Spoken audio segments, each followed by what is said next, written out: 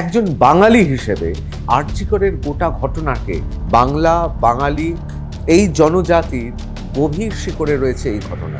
ধর্ষণ এবং খুন তো বটেই, কিন্তু এখানে বাঙালি জাতিকে টার্গেট করে ধর্ষণ, খুন, অপরাধের যে একটি পরস্পরা চালু হয়ে গেছে এই আমাদের এই পশ্চিমবঙ্গে গত কয়েক দশক ধরে, সেই পরস্পরায় কিন্তু এটা কোনো বিচ্ছিন্ন ঘটনা নয়।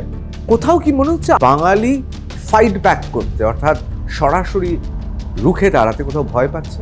তোমরা তোমাদের মায়েদের বোনেদের রক্ষা করতে পারো না, তোমাদের ধ্বংস হয়ে যাওয়া উচিত। বাঙালি মেয়েদের প্রতি তাহলে এত আকর্ষণ কেন? বাঙালি নারীদের হিন্দি বলিয়ে বহিরাগতরা পর্ন তৈরি করে হিন্দিভাষী দর্শকামী অডিয়েন্সের জন্য। বিনীত গোয়েল এই মুহূর্তে কলকাতার পুলিশ কমিশনার, তার পদত্যাগের দাবিতেও জোরালো হয়েছে এবং সেখানে আবার একটা অবাঙালি নাম বিনীত গোয়েল। কেন এখানে কোনো বাঙালি অফিসার তদন্ত করলো না? সন্দীপ ঘোষ টাইপের কিছু বিভীষণ মির্জাফর টাইপের বাঙালি, যারা কিনা আবার এসব বাঙালি টাঙালি এইসব জিনিস মানেন না। বাঙালির মধ্যে তাহলে মেনিমুখ প্রচুর। বহিরাগত পোষণকারী যেরকম তৃণমূল, বহিরাগতদের প্রতিনিধিত্ব করা বিজেপি। পশ্চিমবঙ্গতে ধরুন একটা হিন্দি ছবি মুক্তি পেল, সমসাময়িকভাবে একটা বাংলা ছবি মুক্তি পেল, ব্যবসার নিরিখে কিন্তু হিন্দি ছবিটা অনেক বেশি ব্যবসা করে। আপনার কি মনে হয় এই ব্যাপারে? বাঙালি হিরোইন চলে, বাঙালি হিরো চলে না বলিউডে।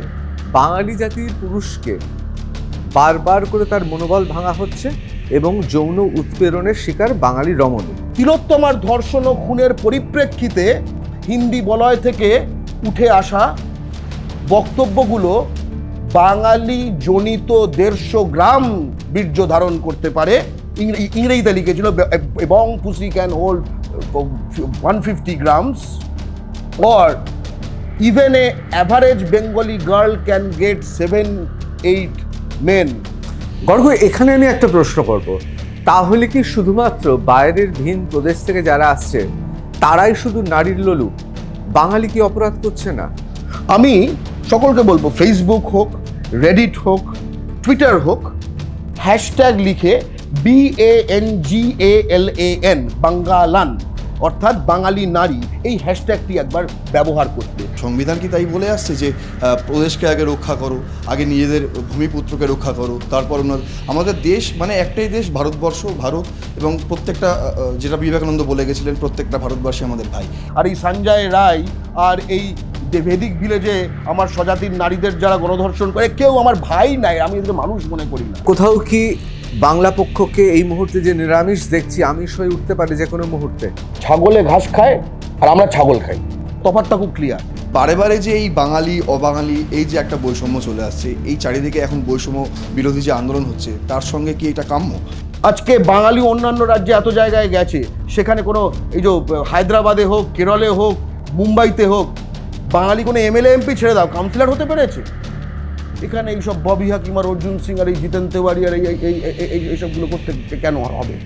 ভবিষ্যতে গর্গ বাংলার হিটলার বা মুসলিনি হয়ে যাবে না তো? বাংলা পক্ষ এই পাটা, হাতটা, মগজটা সবকিছু সঞ্চালন শেখাচ্ছে বাঙালিকে, যাতে কিনা বাংলার মাটি থেকে আমরা হিন্দি এবং উর্দু সাম্রাজ্যবাদের শেষ চিহ্নটুকুকে উপড়ে দিতে পারি। দেখুন দ্য নিউজ রুম প্লাস 11ই সেপ্টেম্বর বুধবার সন্ধ্যা 6টায়।